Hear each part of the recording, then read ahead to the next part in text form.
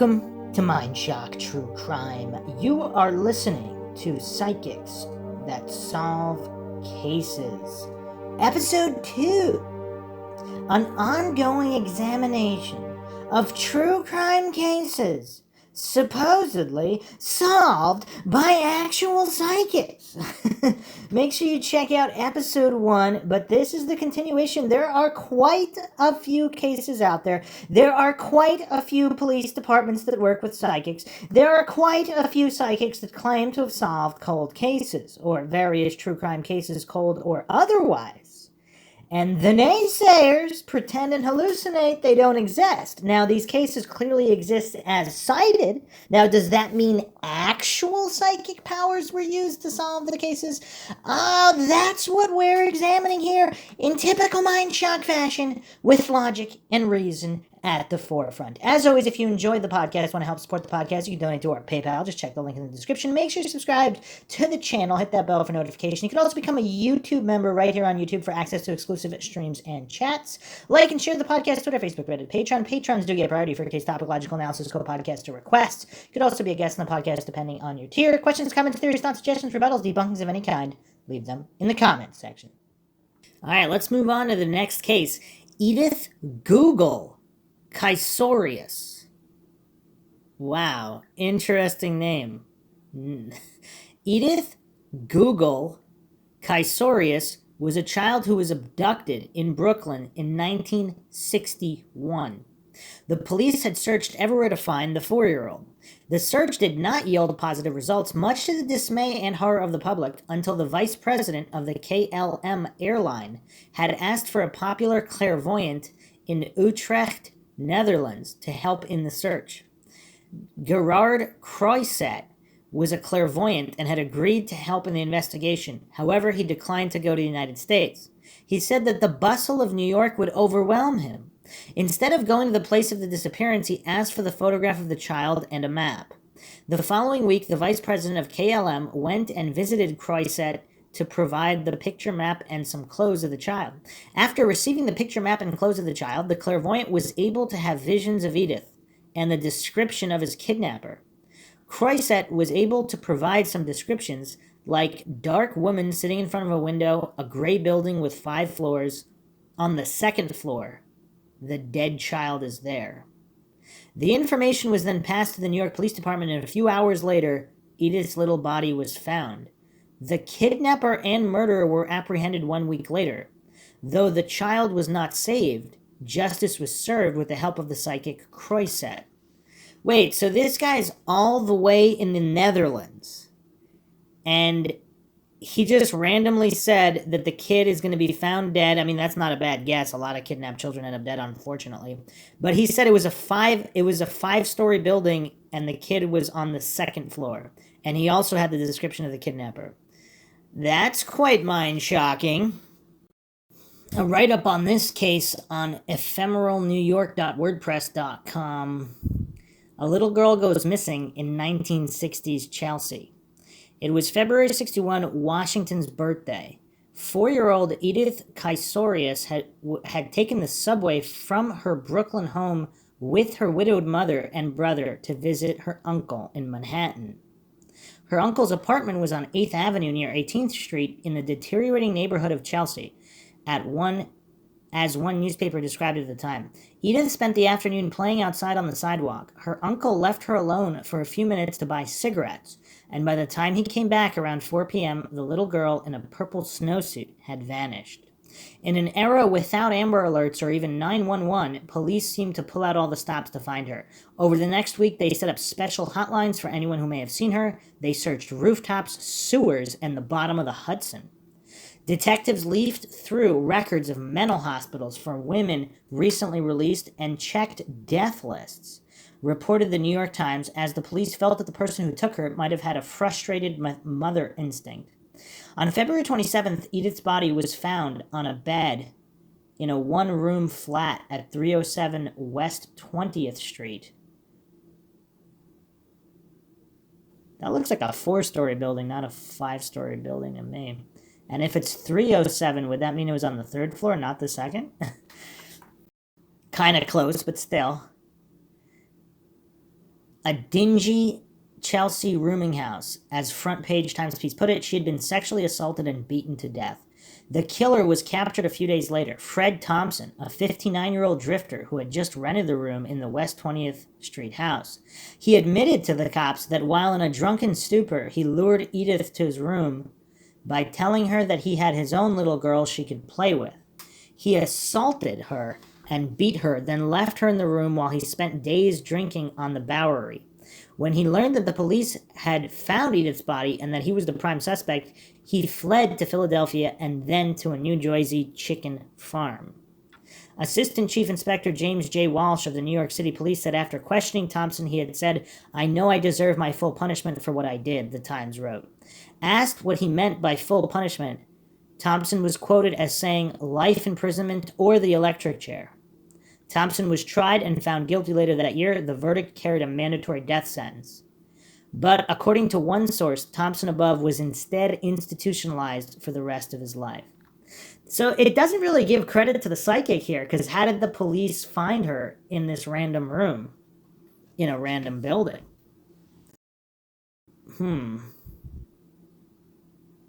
Here's a pretty sad post by Frank here. Remember that case very well. Years after, I went to work for the New York Department of Corrections and assigned to the Fishkill Mental Facility upstate New York. This scumbag was there walking around like he owned the place with a woman's red wig, acting crazy. A couple of years later, all these criminals were transferred to civil hospitals, mostly in Long Island, New York, which was a country club setting. Another serial murderer was also transferred there, and he murdered a medical staff member at her home. Wow, that's messed up. Wow, what a tragic case. But yeah, it's hard to find psychic information here, or how there's no information at all basically on this case. I mean, I know it was quite some time ago, but you would think there'd be more information, unless of course there is some kind of effort to conceal how much so-called psychics help the police. All right, let's move on to Andre Daigle. Andre Daigle was last seen enjoying a game of pool and beer when he was approached by a young woman who asked him to give her a lift home. 4 days later, the young man was reported missing by his family. The police did not take action because they thought that Andre was just taking a time out with the girl. Andre's sister, Elise McGinley of Fullerton, California, had gone to Rosemary Kerr, a clairvoyant, psychometrist, and psychic detective. Elise had brought a picture and map to Kerr and asked for the whereabouts of her brother. Kerr had vibrations on the picture, and she saw that Andre was sitting in his truck. She also saw water, a long bridge, and railroad tracks. She also felt terrible head pains that were so strong that she felt like they were killing her. For the map, she traced her hand on the map and felt a tingling sensation and stopped at the spot near Slidell. According to Dell, she saw that Andre was already dead, but she did not let Elise know. Instead, she told her to ask for help. Meanwhile, Andre's brother, who also lived near Andre, was surprised to see his missing brother's truck ride by his house. He called the police immediately, and the chase was on. When the truck was cornered in the Pearl River near the Slidell, the killers were arrested. Charles Gervais and Michael Phillips were the killers. Both confessed to the killing of Andre Daigle. They had used the girl to lure and kill Andre. During the trial, the psychic had taken the stand and told the jury how she helped the family of Andre find the killers. According to the psychic, the spirit of Andre had communicated to her several times and asked that the family forgive the people who had hurt him. The killers had pled guilty to first-degree murder and had received life imprisonment. So this psychic actually took the stand in this case. That is quite curious. So also not a ton of information on this case, but there's a couple of articles. LA Times, February 7th, 1988. Cyprus psychic tells court of helping to solve murder. A murder trial in this suburban New Orleans town took a strange twist last week when a California psychic testified that she helped crack a Louisiana homicide case last June from her home 2,000 miles away. So is this not the case? So in certain cases, some claim that psychics either know the true culprit or maybe a cop on the case and they can give them some kind of details. But here we have a bunch of cases where the psychics are like thousands of miles away. The trial ended Friday when the defendant, Michael Phillips, 22, of Kenner, pled guilty to first-degree murder and was sentenced to life in prison. But the highlight of testimony came Thursday when Rosemary Kerr took the stand to tell how she helped solve the murder of Andre Daigle of River Ridge. So this is on court record of a psychic solving this case. With a jury of 9 women and 3 men listening in the courtroom of Judge Clarence McManus, Kerr said she led Daigle's family to his missing truck near Slidell. The truck had belonged to the victim and had been driven away by the 2 men later charged with Daigle's death. Kerr of Cypress, California, said that since then she had communicated several times with the spirit of Daigle, a 27-year-old house renovator. She said Daigle had told her that his family should forgive the people who beat and strangled him before dumping his body in a swamp near MINDSHOCK. Kerr said she had relayed Daigle's spirit's message to the large Daigle family of River Ridge. Some family members have not been exactly that forgiving, she testified. Kerr, whose business card describes her as a clairvoyant, medium, psychometrist, and psychic investigator, said she had never been to New Orleans before arriving this week for Phillips's trial. Elise McGinley of Fullerton, California, testified that after learning of her brother's disappearance in Jefferson Parish, she went to Kerr on the night of June 13th upon the advice of a co-worker. Kerr said she closed her eyes and placed a finger on the picture that McGinley furnished. Introduced into evidence, it was a snapshot of Andre and his 2 brothers. I was moving across the picture for vibrations, Kerr testified. She said she then could picture Daigle in his truck sitting beside a man with long blonde hair. She said she saw water, a long bridge, and railroad tracks, and, quote, I felt a terrible pain in my head and a voice saying, my head is killing me, end quote. She also closed her eyes and moved a finger on a map of the state. I felt a tingling and I stopped, she said. Her finger stopped near Slidell. I told Elise that she should get someone to that area as quick as possible, she said. Kerr testified that at the time she actually knew that Daigle was dead, but I could not tell his sister then. I knew she would have to be prepared for the death, she said. Charles Gervais, the other man found in Daigle's stolen truck when it was stopped by Pearl River police near Slidell, pled guilty to first-degree murder and was sentenced to life in prison before Phillips's trial. At the time of his arrest, Gervais told authorities he and Phillips killed Daigle as a test of nerves. They also needed to kill to get a vehicle and money for guns. You know, it is possible to rob and steal a car without killing somebody. Another article here, apnews.com, June 15, 1987. 2 men say they killed just to see if they could kill. River Ridge, Louisiana, 2 men arrested after being found in a missing man's truck told authorities they had beaten him to death with a hammer just to see if they could kill someone, police said. They wanted to see if they had the nerve to kill him. They wanted to test themselves, said Pearl River Police Chief Benny Rayner. One of the men led police to Daigle's body, which had been hidden in the bottom of a sofa in a weedy area off a highway, Rayner said. Rayner said Pearl River Police booked Charles Gervais, 24, of New Orleans, and Michael Phillips, 21, of Kenner, as convicted felons in possession of weapons, and turned them over to police in Kenner where the killing occurred. Kenner police spokeswoman Jackie Bauer was not in this morning, and nobody else could answer questions about the case, and a woman who answered the phone at the police department. Rayner said the 2 confessed after their arrest early Sunday that they had bludgeoned Andre Daigle, 27, of River Ridge, to death with a hammer, taking turns. They picked him at random and intended to rob him, Rayner said. But in the statement they gave me, they said they didn't really care if he had any money or not. Pearl River Police had received a missing persons report on Daigle last week, Rayner said. Daigle's sister-in-law and other family members had been distributing flyers about him to law enforcement officials when his black pickup truck passed her, Rayner said. Virginia Daigle flagged down a police car. The officers chased the truck and finally stopped it outside Pearl River. I mean, these guys aren't really that smart driving around a guy's truck, a guy who they just killed his truck. As police approached Gervais, the driver reached down to the floor but was stopped by Phillips, who put his foot on a 9mm machine gun and told Gervais not to shoot, Rayner said. Phillips told Gervais not to shoot because they would probably just get a speeding ticket, Rayner said. Gervais told me he intended to kill all my officers if Phillips hadn't stopped him. That's an interesting thing to freely admit to police. According to Rayner, the man told police that on June 9th, a female companion of theirs lured Daigle from a Kenner bar to Phillips's apartment where he was killed, Rayner said. The men said they took turns beating Daigle on his head with a hammer and tried to strangle him with a vacuum cleaner cord, Rayner said. The men said they loaded the body inside a sofa wrapped in curtains and nailed a piece of plywood to the bottom. The woman was still at large Sunday night, Rayner said. Again, not much more info than that, but according to these news articles, a psychic actually took the stand in court. I mean, this is quite mind-shocking. There's actually one more development here in this case. July 31st, 1987, imprisoned man sues to practice satanic rites. Now, looks like there might be a DWB connection in this case.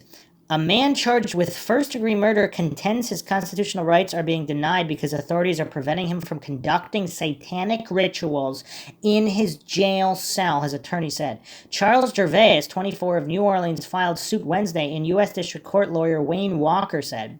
Gervais, arrested June 14th, is jailed in the Jefferson Parish Correctional Center awaiting trial in the May 7th death of Andre Daigle, 24, of River Ridge. Daigle's body was found sewn into a sofa dumped in a swamp near the community of MINDSHOCK, investigators said. 2 other people also are charged with murder in the death. So they did track down... Oh, it looks like they did track down the woman. Investigators said they were given statements by Gervais, Michael Phillips, and Thelma Horn that they killed Daigle to see whether they had the nerve to enter a life of crime. The suit claims Jefferson Parish officials are denying his right to religious freedom because he's unable to practice Satanism in his cell. The suit does not specify what type of ritual Gervais wants to perform. Walker said he does not know what rituals are at issue. Gervais was arraigned on the murder charge early Wednesday, but had to be removed from the courtroom when he repeatedly shouted obscenities at the clerk and deputies, court officials said. This guy sounds like quite a character. Wow. Okay, so the next case with alleged psychic involvement we're going to look at are the Soham murders. Now, this is a double child murder, one of the most shocking true crime cases in history. So let's take a look at the case in general first, and then we will examine what the alleged psychic, had to do with it. So the Soham murders were a double child murder committed in Soham, Cambridgeshire, England, August 4th, 2002. The victims were 2 10-year-old girls, Holly Marie Wells and Jessica Amy Chapman, who were lured into the home of a local resident and school caretaker, Ian Kevin Huntley, who subsequently murdered the children, likely via asphyxiation, before disposing of their bodies in an irrigation ditch close to RAF Lakenheath, Suffolk. The girls' bodies were discovered on August 17, 2002. Huntley was convicted of the murder of both girls December 17, 2003, and sentenced to 2 life terms of life imprisonment, with the High Court later imposing a minimum term of 40 years. His girlfriend, Maxine Ann Carr, the girls' teaching assistant, had knowingly provided Huntley with a false alibi. She received a 3.5-year prison sentence for conspiring with Huntley to pervert the course of justice. The efforts made to locate Holly and Jessica in the 13 days of their disappearance have been described as one of the most intense and extensive in British criminal history. At 11:45 a.m. Sunday, August 4th, 2002, Jessica Chapman left her home in Brook Street, Soham, to attend a barbecue at the home of her best friend, Holly Wells, in nearby Red House Gardens. Prior to leaving her home, Chapman informed her parents of her intention to also give her friend a necklace engraved with the letter H she had purchased for her on a recent family trip to Menorca. The 2 girls and a friend named Natalie Parr played computer games and listened to music for approximately half an hour. before Parr returned home. By 3:15 p.m., both girls had changed into distinctive replica Manchester United football shirts, one of which belonged to Wells, the other to her older brother, Oliver. At 5:04 p.m., a photograph of the two friends was taken by Wells's mother before the children ate dinner with the other house guests. They then returned to playing in Wells's bedroom at approximately 6:10 p.m. At approximately 6:15 p.m., the two girls left the Wells residence without informing any of the house guests to purchase sweets from a vending machine at the local sports center. While returning to 4 Red House Gardens, Wells and Chapman walked past the college clothes home of Ian Huntley, the senior caretaker at the local secondary school. Huntley evidently lured the girls into his house, stating that his girlfriend, Maxine Carr, the girls' teaching assistant at St. Andrew's Primary School, was also in the house. Carr was in fact visiting her mother in Grimsby, Lincolnshire on this date. The precise chain of events to occur after the girls entered 5 college clothes is unknown, although investigators believe sections of Huntley's later claims in initial interviews granted to the media prior to his arrest and his later trial testimony, such as that he had been cleaning his dog at the time girls passed by his house at approximately 6:30 p.m., and that one girl had been suffering from a mild nosebleed, may have actually been true. In any event, the cause of death of both girls was later ruled to be asphyxiation. Chapman's Nokia mobile phone was switched off at 6:46 p.m. At 8 p.m., Nicola Wells entered her daughter's bedroom to invite the girls to say goodbye to her house guests, only to discover both children were missing from their home. Alarmed, she and her husband, Kevin, searched their house and nearby streets. Minutes after their daughter's 8:30 p.m. curfew had expired, Nicola Wells phoned the Chapman residence to determine if the girls were at this location, only to learn that Leslie and Sharon Chapman were becoming concerned why their youngest daughter had not returned home. Following subsequent frantic efforts by the families of both girls to locate their daughters, Wells and Chapman were reported missing by their parents at 9:55 p.m. Search and discovery. Police immediately launched an intensive search to locate the missing children. Over 400 officers were assigned full-time to search for the girls. These officers conducted extensive house-to-house inquiries across Soham.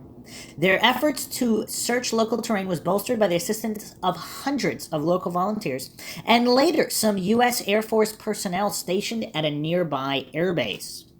To assist in the public appeals for information, Cambridgeshire police released a photograph Nicola Wells had taken of the children less than 2 hours before their disappearance, depicting both girls wearing distinctive Manchester United replica football shirts. A physical description of each girl was also released to the media, describing both girls as being white, approximately 4'6" in height, and slim. Chapman was described as being tanned, shoulder-length brown hair, Wells as being fair with blonde hair. The parents of both girls were adamant their daughters had been wary of talking with strangers, having warned them not to trust individuals they did not know from early childhood. This insistence was supported by the head teacher at the St. Andrew's Primary School, who informed reporters, "The possible danger from strangers is something we have impressed upon the children from an early age." Suspecting the children had been kidnapped, investigators questioned every registered sex offender in Cambridgeshire and neighboring Lincolnshire. Over 260 registered sex offenders across the UK, including 15 high-risk pedophiles, were also questioned, although they were all eliminated from the inquiry.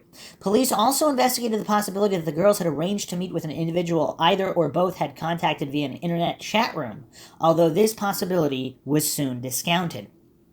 On August 8th, CCTV footage of the girls recorded minutes before their disappearance was released to the public. Oh, look at that. So the last known CCTV footage is usually released in cases, even cases where foul play is suspected. Kind of weird how in other cases they don't release the footage. This footage depicted the children arriving at the local sports center at 6:28 p.m. A televised reconstruction of the children's last known movements was also broadcast nationally on August 10th, and both sets of parents granted an interview with presenter Colin Baker on ITV's Current Affairs program Tonight, which was broadcast on August 12th. Other family members and friends of both girls also appealed via the media for the safe return of the children. These appeals for information regarding the whereabouts of Wells and Chapman would see more than 2,000 phone calls and tips received from the public, with all information obtained entered into the investigation's Homes 2 database. A candlelight vigil was held by the community on August 7th. Shortly after the children's disappearance, Staffordshire police contacted the investigating officers to report their suspicions the girls could have been abducted by the same man responsible for an abduction which had occurred in their jurisdiction the previous year, in which a 6-year-old girl had survived an indecent assault by an abductor who was still at large and whose green Ford Mondeo was identified as having number plates which had earlier been stolen in Peterborough. The individual responsible for this abduction and assault was also believed to have followed a 12-year-old girl in the same area, although in this instance his car had been fitted with number plates which had been stolen in Nottinghamshire. A lot of shires over in England. The same vehicle had recently been sighted in Glatton, Cambridgeshire. The information was later included in a televised appeal pertaining to the children's disappearance on the BBC's Crime Watch, although this potential lead ultimately failed to bear fruition or relevance. Sightings. Several members of the public reported having seen the children in the early days of the investigation.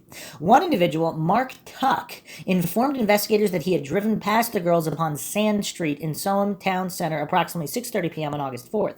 His attention had been drawn toward their Manchester United replica shirts, causing him to remark to his wife, Lucy, "Look, there's 2 little Beckhams over there."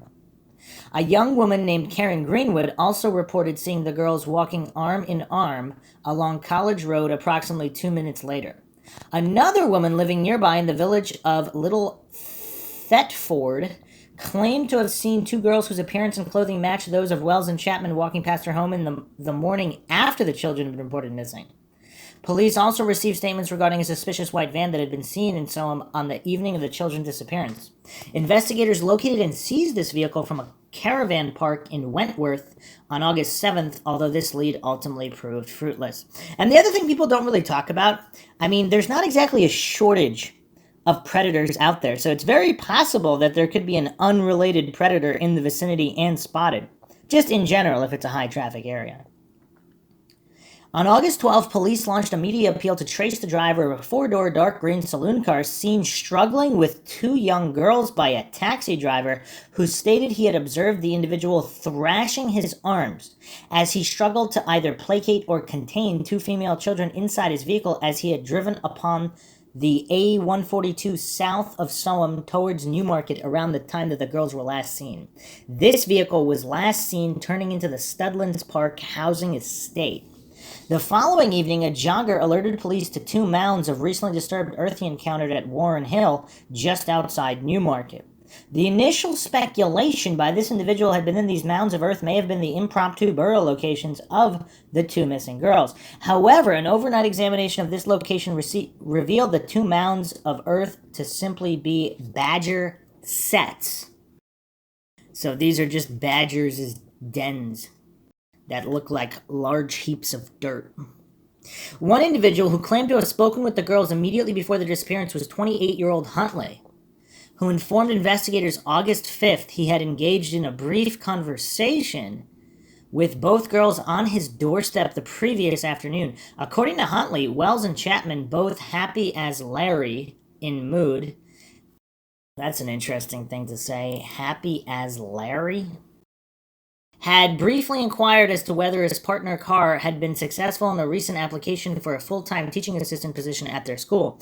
When he had replied Carr had been unsuccessful, one of the girls had said, "Tell her we're sorry," before both children had walked along College Street in the direction of a bridge leading toward Clay Street. Police were suspicious of Huntley's account of the children's disappearance. His house was searched by a single police officer August 5th. Although no incriminating evidence was discovered on this date, the officer noticed numerous items of clothing upon the washing line, despite the fact that it had been raining. In reference to the evident extensive cleaning of the house's exterior, Huntley stated, "Excuse the dining room, we had a flood." The officer was unconvinced by Huntley's claims and suspicious of his agitated demeanor, and he remained a strong suspect. Why would he admit that he talked to them, though? One day later, on August 6th, Huntley drove from Soham to Grimsby to pick up Carr. Shortly before the 2 returned to College Close, a neighbor of Carr's mother named Marion Clift observed the couple standing at the rear of the vehicle with the boot open. According to Clift, a pale, shaking Huntley had simply gazed into the boot for several moments, while Carr stood alongside him, her head bowed, weeping. When Huntley became aware of Clift's presence, he had abruptly closed the boot. I mean, this is not a smart guy, is it? Discoveries. At approximately 12:30 p.m. on August 17th, a 48-year-old gamekeeper named Keith Pryor discovered the bodies of both girls lying side by side in a 5 feet deep irrigation ditch close to a pheasant pen near the perimeter fence of RAF Lakenheath in Suffolk, a location more than 10 miles east of Selm. Pryor had noticed what he later described as an unusual and unpleasant smell in the vicinity several days earlier. When returning to the area with two friends on August 17th, he had decided to investigate the cause of the odor. Walking through an overgrown verge approximately 600 yards from a partially tarmacked road, Pryor and one of his companions, Adrian Lawrence, discovered the children's bodies. Immediately upon viewing the corpses, Lawrence turned in the direction of his girlfriend, Helen Sawyer, and shouted, "Don't come any closer, Helen. Get back in the van." Lawrence immediately reported the discoveries to police. Both girls had been missing for 13 days when their bodies were found, and both corpses were in an advanced state of decomposition. In an apparent effort to destroy forensic evidence, the murderer or murderers had attempted to burn both bodies. In addition, no clear footprints were discovered at the crime scene.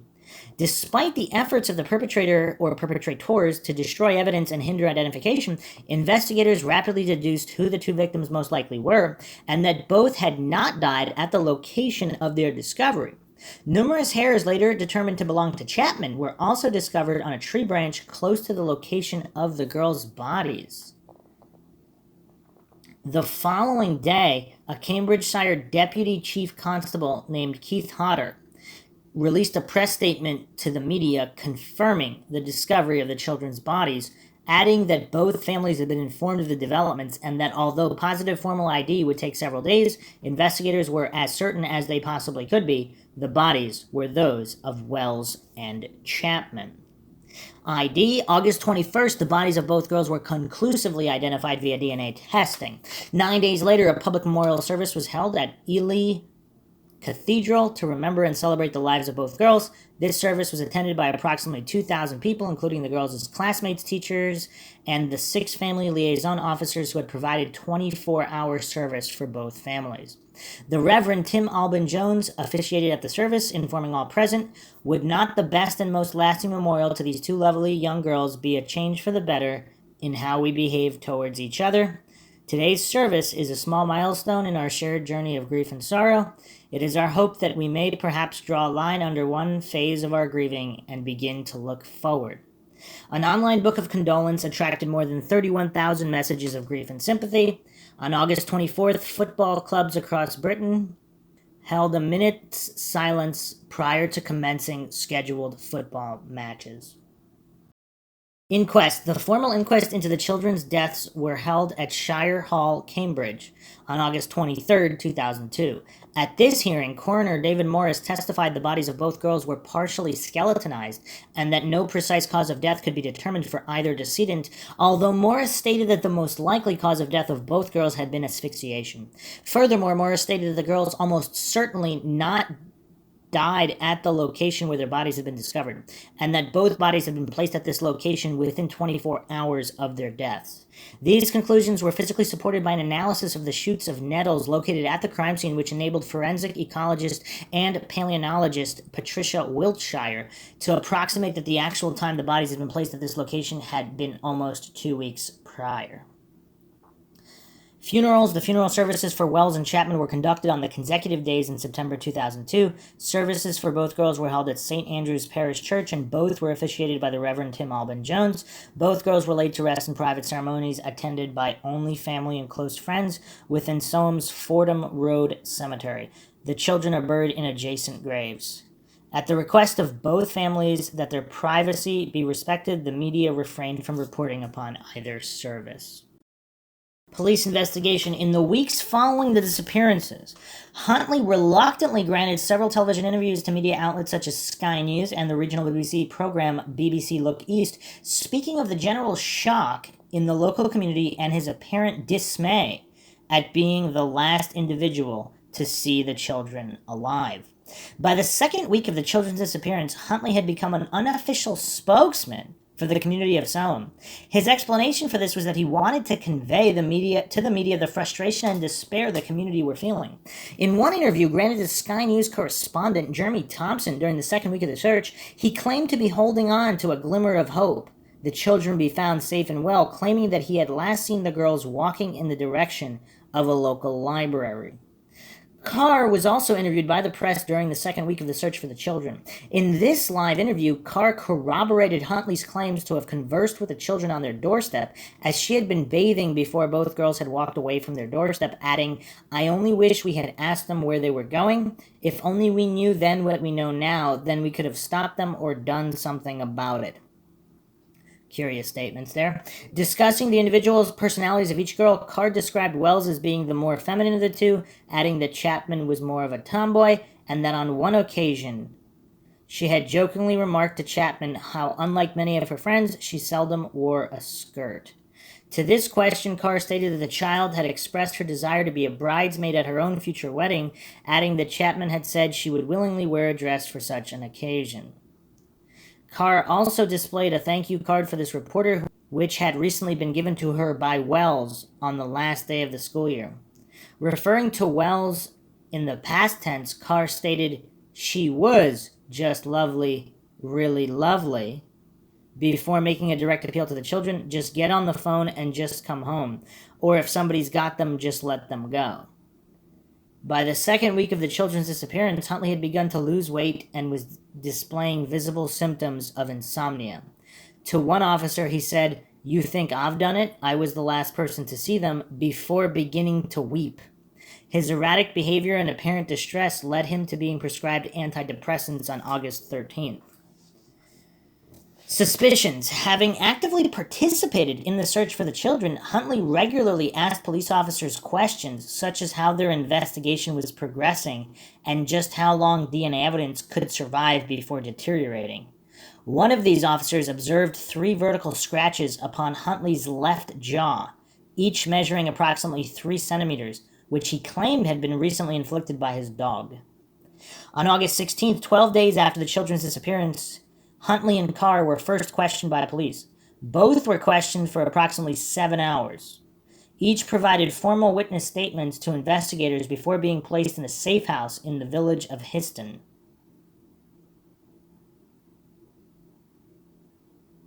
By this date, police had received information from several Grimsby residents who had recognized Huntley in the television interviews he had granted to the media.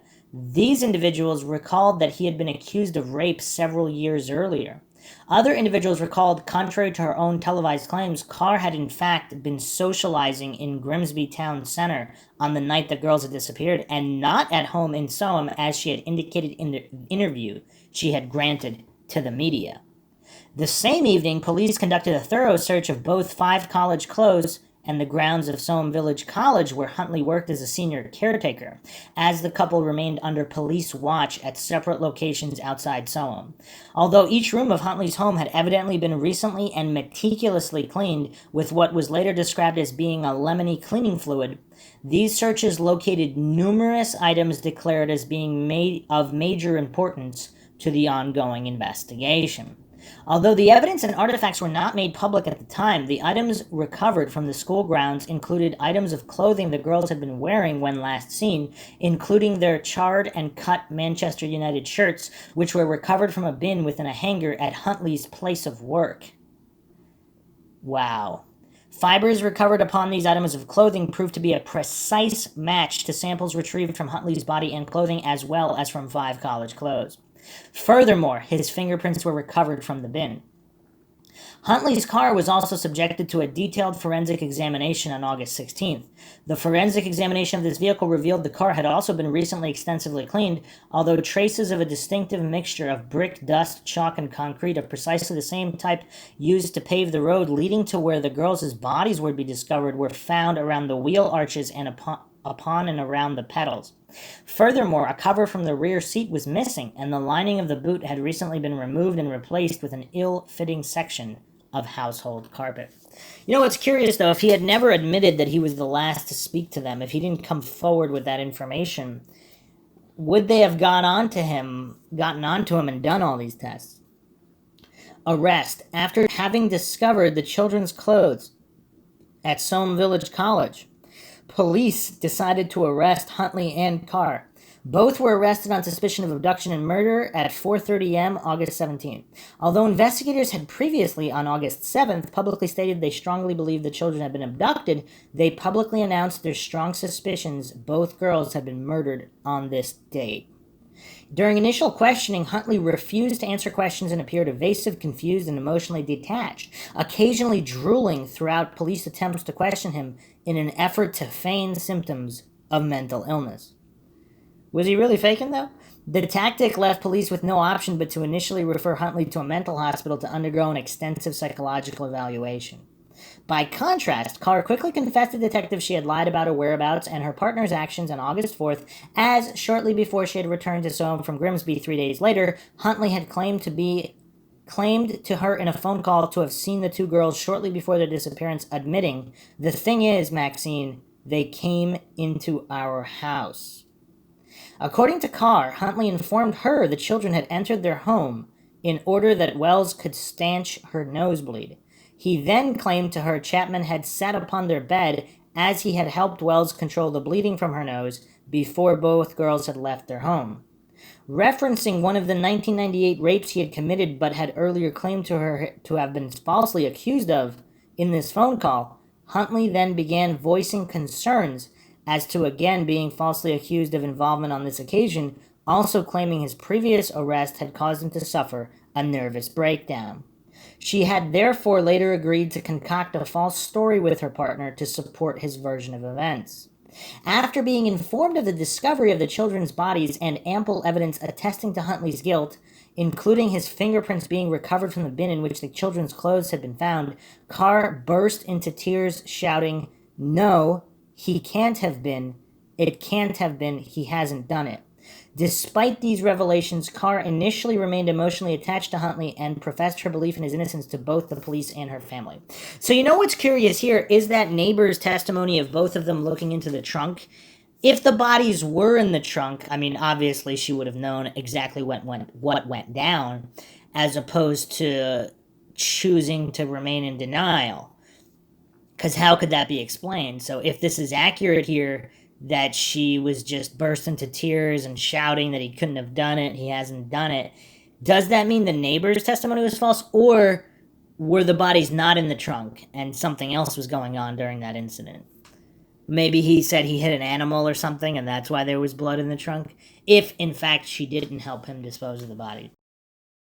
Formal charges. By August 20th, investigators had established sufficient physical evidence from Huntley's home, vehicle, and Somme Village College to charge him with 2 counts of murder.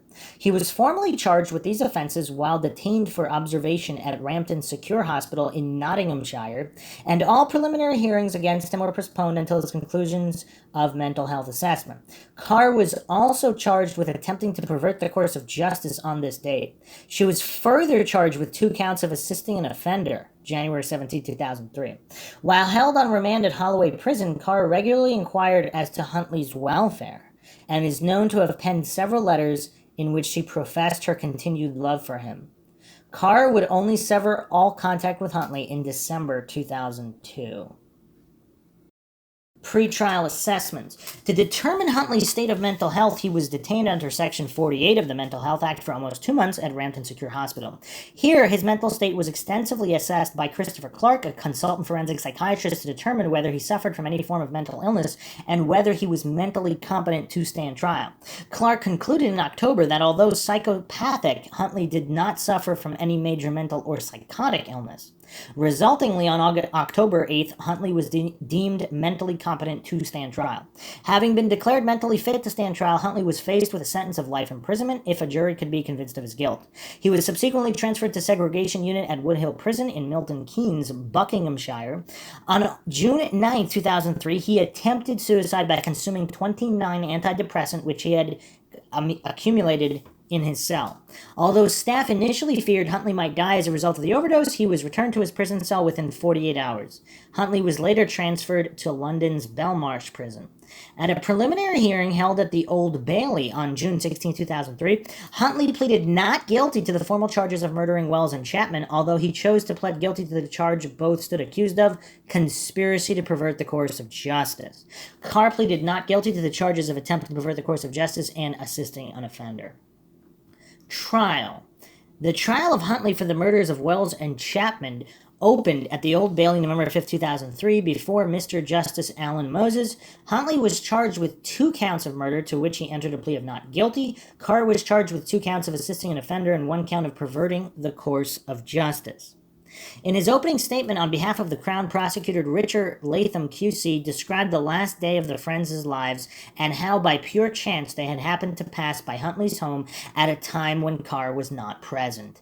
Latham contended Huntley had deliberately lured the girls into his home at approximately 6:37 p.m., and that both girls had been murdered shortly thereafter, with cell site analysis proving Huntley had switched off Chapman's mobile phone either outside his home or within the grounds of Soham Village College after both girls had been murdered. Latham further emphasized that the mobile phone records and eyewitness accounts proved Carr had been in Grimsby on the evening in question, thus proving the statements she had given to police and press alike had been false. Latham then outlined the details of how Keith Pryor and his 2 friends had discovered the children's bodies on August 17th at a location Huntley had known to be restricted via his plane spotting hobby, and thus where they were unlikely to be discovered. Referencing the likely motive for the girls' murder and the actual cause of death of each decedent, Latham stated that due to the extensive state of decomposition of the bodies, the coroner had been unable to determine the precise cause of death of either child, or whether the girls had been sexually assaulted before or after death. However, Latham stated neither body showed signs of compressive neck injuries, knife wounds, drugging, or poisoning, and that both girls had most likely died of asphyxiation. In a direct reference to Huntley's claims both girls' death had been accidental, Latham stated that only one person knows what happened after his friends entered his home. However, he further stressed that the cause of death was undoubtedly murder, adding, 10-year-old girls don't just drop dead. In reference to Carr's attempts to pervert the course of justice, Latham stated that as surely as night follows day, the 2 had conspired to concoct a false alibi to divert suspicion from Huntley. Although he warned the jury Carr could only be convicted of assisting an offender if they believed she had known Huntley had murdered the girls, adding her actual motive for providing lies to the police with reference to the charge of perverting the course of justice was irrelevant. Over the course of 3 days, Latham outlined the efforts of both defendants to divert suspicion away from Huntley, and Huntley's own efforts to destroy all physical and circumstantial evidence linking him to the crime. Although despite these efforts, investigators had retrieved enough evidence to prove the children had been murdered within his home, and within approximately 12 hours of their death, transported in his vehicle to the location where the bodies would be discovered on August 17th. This had included ample fiber evidence retrieved from Huntley's vehicle, clothes and carpets which had been a precise match to the Manchester United shirts the girls had been wearing at the time of the disappearance. Latham then closed his opening statement by again bringing the jury's attention to Huntley's claim both deaths had been accidental, remarking, "We pose this question. 2 of them?" He then speculated Huntley's defense counsel may try and argue that he had been confused, commenting in that case they would have to consider Huntley's behavior over the fortnight between the girls' disappearance and their bodies being found. Testimony pertaining to the forensic evidence linking Huntley was heard on November 24th. On this date, a forensic scientist named Helen Davey testified as to the biological evidence recovered from the girls' clothing, footwear, and a dishcloth discovered within the hangar at Soham Village College on August 16th. Davy testified she had found minute traces of blood and saliva upon these garments, although she had found no positive traces of semen upon the clothing. She further explained the reason for the lack of any definitive traces of semen being discovered could have been a result of the charred and melted condition of the articles she had inspected. A scenes of crime officer also testified on this date that despite Huntley's exhaustive efforts to remove any physical evidence of the crime from his home, a forensic examination had revealed several traces of blood spattering about the hallway and main entrance to the master bedroom. On December 1st, Huntley testified before the court in his own defense. Responding to questions by his own defense counsel, Stephen Coward, QC, interesting name, Huntley admitted both girls had died in his house but denied that either death had been intentional. According to Huntley, he, Wells, and Chapman had entered his bathroom to stem a mild nosebleed Wells had been suffering when the girls had walked by his home. The bath was already filled with water as he had been cleaning his dog that afternoon. In the bathroom, he had slipped and accidentally knocked Wells into his bath while helping her stanch her nosebleed, and this unintentional act had caused her to drown as he himself simply panicked and froze. Does he really think someone could drown in 1 second? He further claimed Chapman had witnessed the incident and began repeatedly screaming, "You pushed her," and that he then accidentally suffocated her while attempting to stifle her screaming, which had preoccupied his attention as opposed to ensuring Wells did not drown. By the time his state of panic had waned, it had been too late to save the lives of either of the children, and that his first coherent memory had been of himself sitting on his vomit-stained landing close to Chapman's body. When questioned as to his failure to call emergency services and subsequent extensive efforts to both destroy evidence and divert suspicion from himself, Huntley insisted he had first become preoccupied with whether the public and the police alike would believe the girls' death had actually been accidental, and he had therefore decided to conceal all evidence of the deaths as opposed to either notifying police or paramedics. Weeping, Huntley admitted responsibility for both deaths, but repeated his insistence both deaths had been accidental.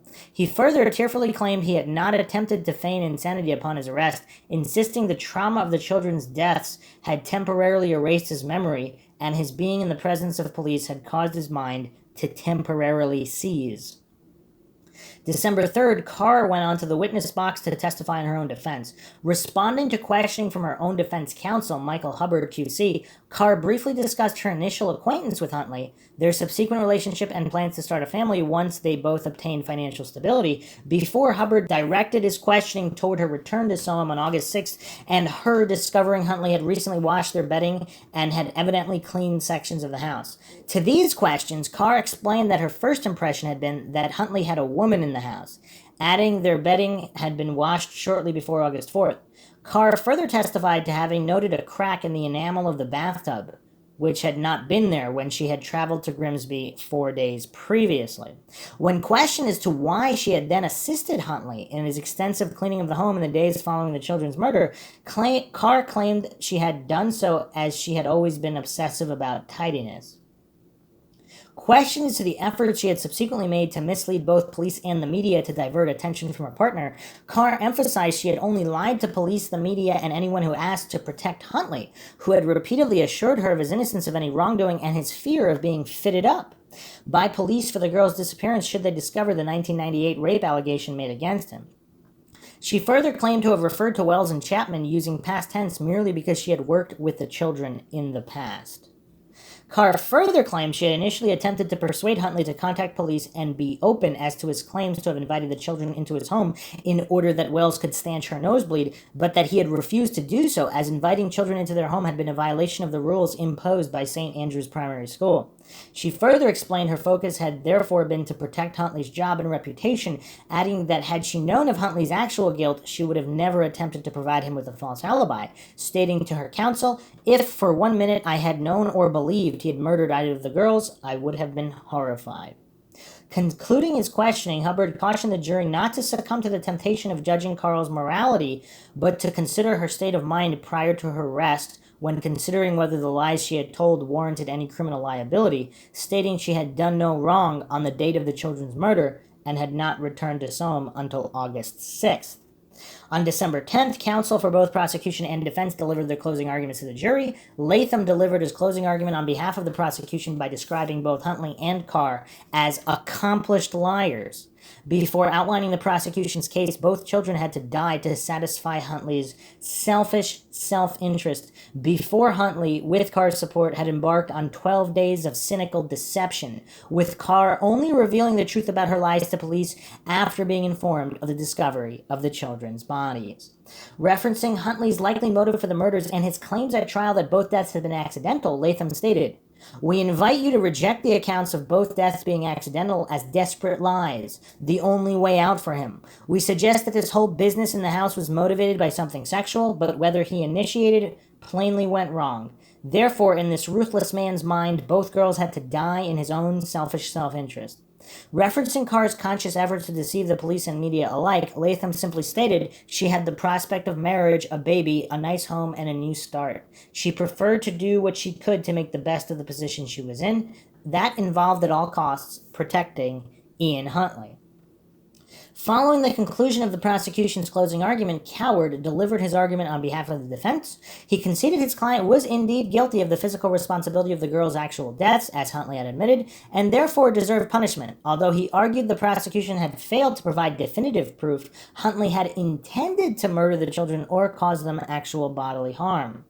Furthermore, Coward contended the prosecution has failed to provide conclusive evidence to support their claim that Huntley's actual motive for the murders had been sexual.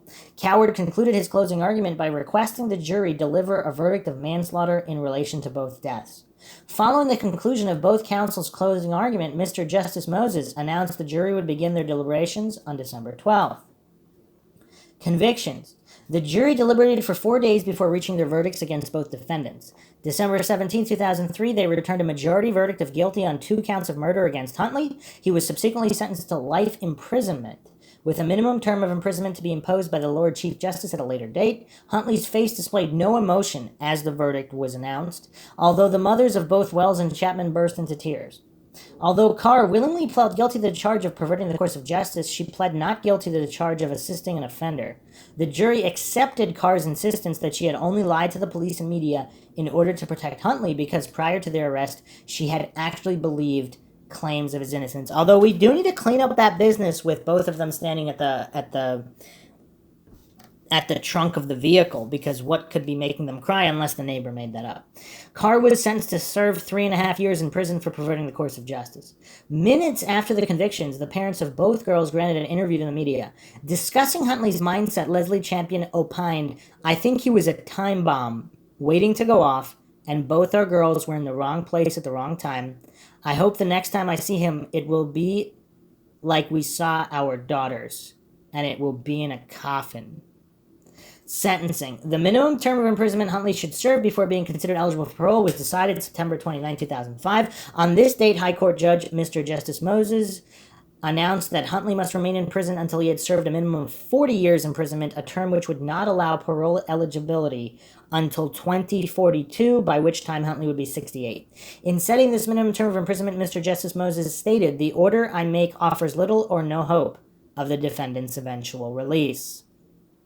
Huntley avoided eligibility for a mandatory sentence of life imprisonment as the passing of the Criminal Justice Act 2003 had been just 1 day after his conviction, thus taking effect December 18, 2003, and applying solely to murders committed on or after this date. Criminal profiles. Ian Huntley. Ian Kevin Huntley was born in Grimsby, Lincolnshire, January 31st, 1974, the first of 2 sons born to Kevin Huntley and his wife, Linda. The Huntley family were working class and at the time of the birth of their first child lodged with Linda's parents in Grimsby. Following the birth of their second child, Wayne, in August 75, the family moved into a rented property in Immingham, where Huntley attended school. Huntley was a timid child and something of a mother's boy. In his early years, he frequently threw tantrums in order to obtain his mother's attention, although childhood friends would later remark how markedly afraid he was of his stern father. At both primary and secondary school, Huntley was an average scholar. He was regarded as a loner, an oddball, and an attention seeker by his peers, and he became a frequent target for bullies. The bullying Huntley endured escalated when he entered Healing Comprehensive School at age 11, resulting in his academic performance waning. As a result, Huntley's parents enrolled their son in Immingham Comprehensive at age 13. He was again the target of physical and verbal bullying at the school, although he did form a few friendships via a shared interest in computer games.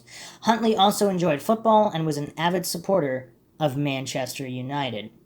At the urging of his father, Huntley joined the Air Training Corps at age 13. His activities with this youth organization fueled an interest Huntley had held since childhood for aeroplanes, and he seriously considered a future with the Royal Air Force. Huntley also developed a hobby of plane spotting. Via this hobby, he became familiar with the environs of RAF Lakenheath. Despite having a few friends, Huntley did form several relationships with girls while attending Immingham Comprehensive. Each of these girls was at least 1 year younger than himself, although none of the relationships lasted longer than a few weeks.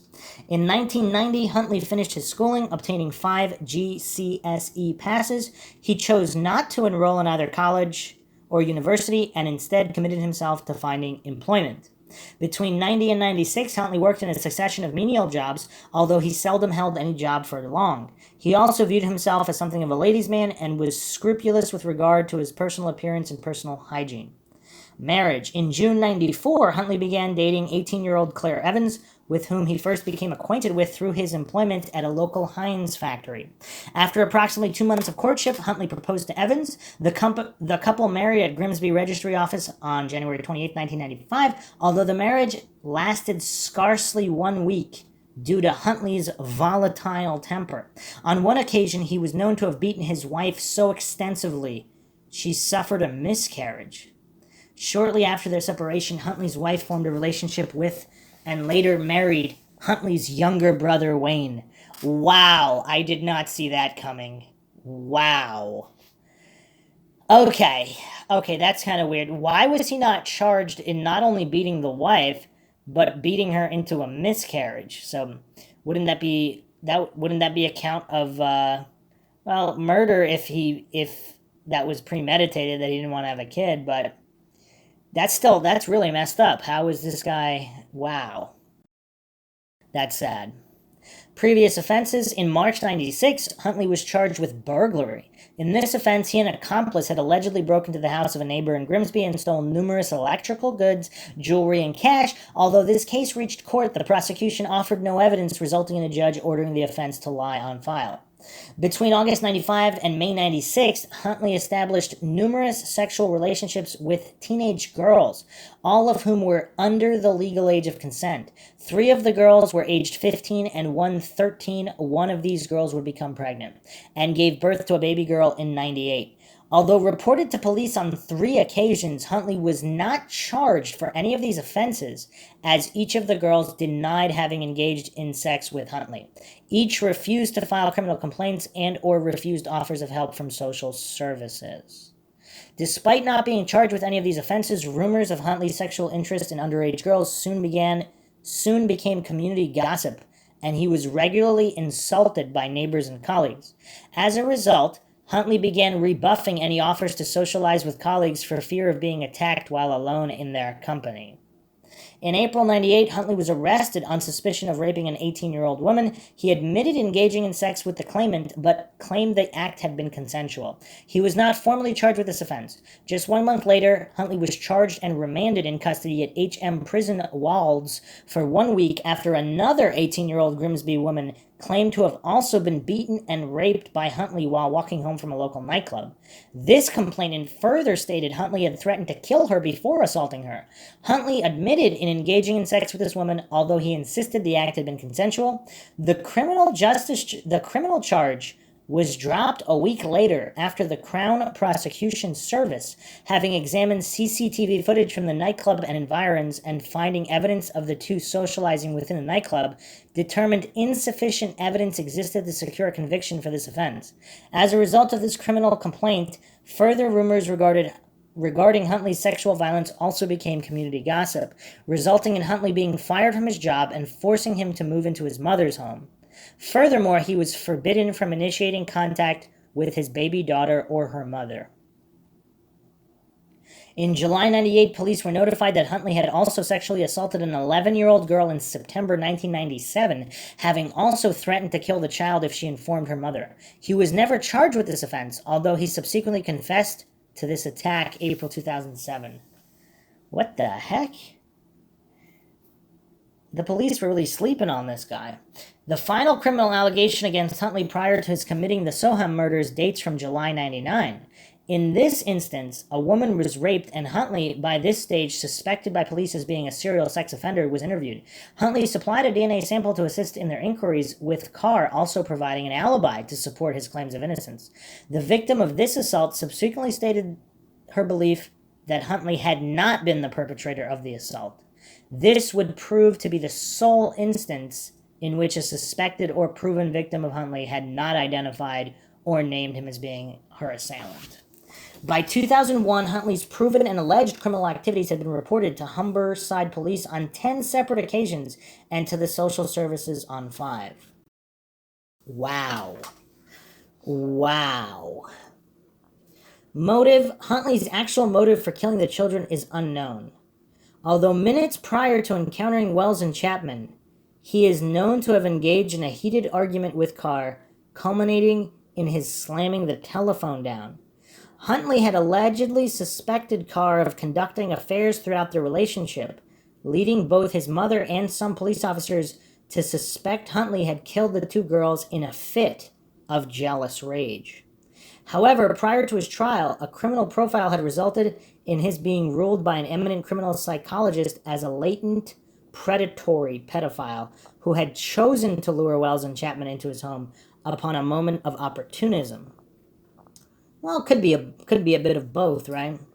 The prosecution had contended at Huntley's trial a likely sexual motive existed for the murders. Testimony from Carr had indicated her suspicions sexual activity had occurred in their home in her absence, as although Huntley had insisted throughout the entirety of their relationship that Carr perform all domestic chores, she had observed that he had washed the quilts, pillowcases, and sheets of their bed in her absence.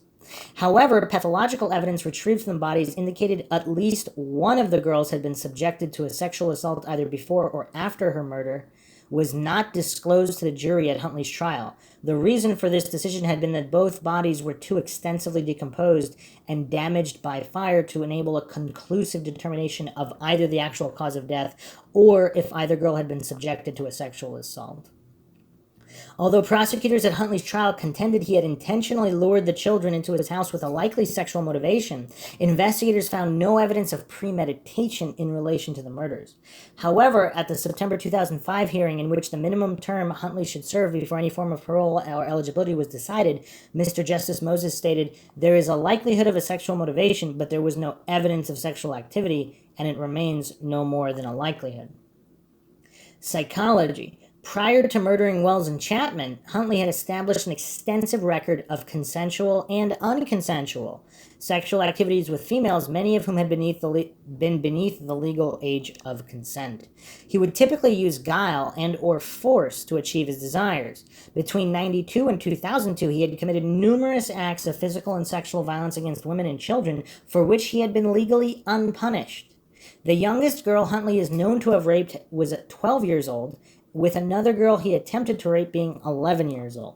Following his arrest, several former girlfriends and sexual partners stated that although Huntley presented himself as a charming and considerate individual in the early stages of a relationship, he would become domineering and violent upon having established a sense of control.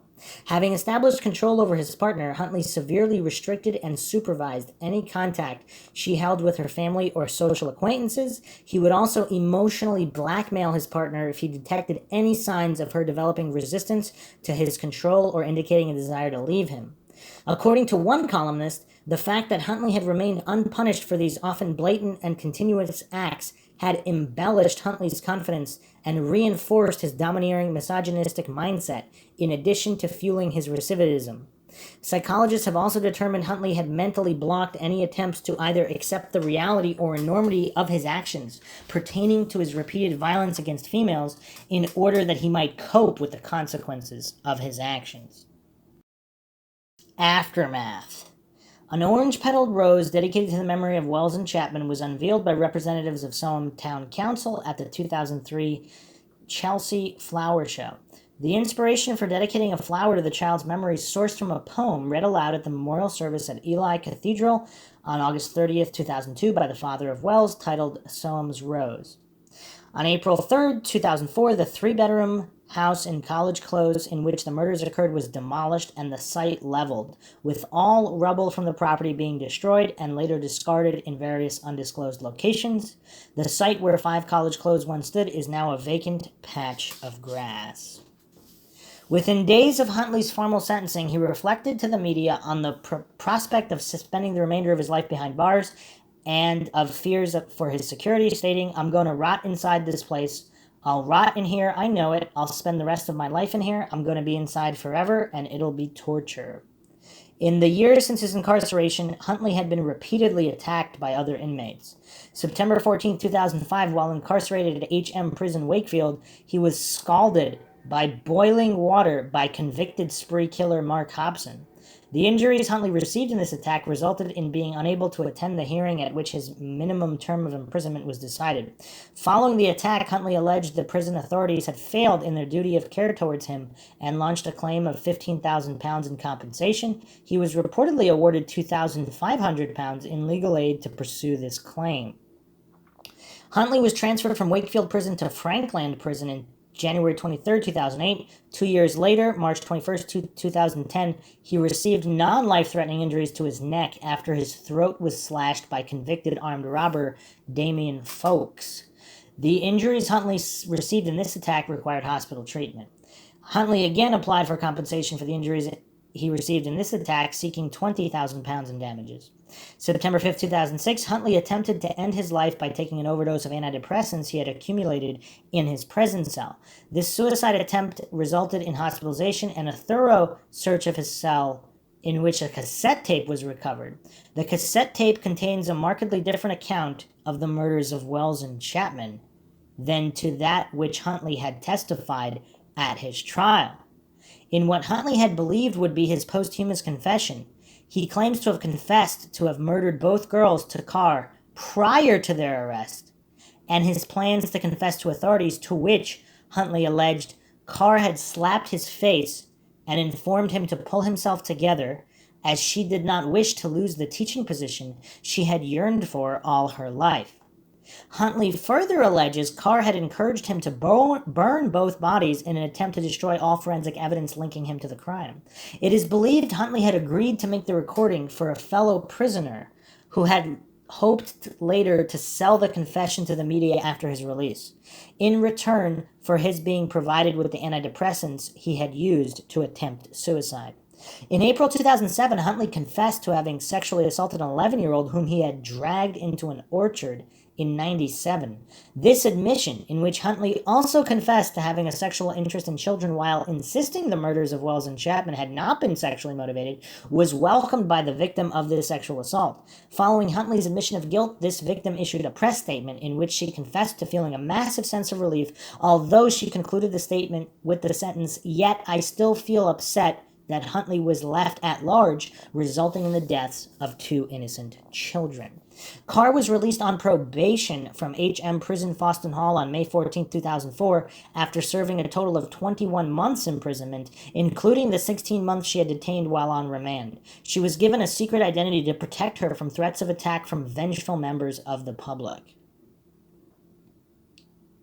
In addition to being provided with a new home in an undisclosed location, Carr is one of 4 former prisoners in the UK to be given an entirely new identity upon release. Carr won an injunction on February 24, 2005, granting her lifelong anonymity on the grounds that her life would otherwise be in danger.